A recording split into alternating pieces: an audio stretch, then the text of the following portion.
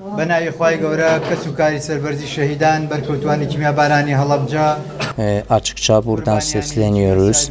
Bizim cemiyetimiz Halepçe'nin 34. katliam yıl dönümü ayrı tören düzenliyoruz. Yönetim dışında biz kendimiz bir tören düzenliyoruz. Yarın 16 Mart 2022 binamızın önünde bu töreni düzenliyoruz. Bizim tamamen umutlarımız yönetiminden kesti. Hiçbir umudumuz bu hükümetten yok.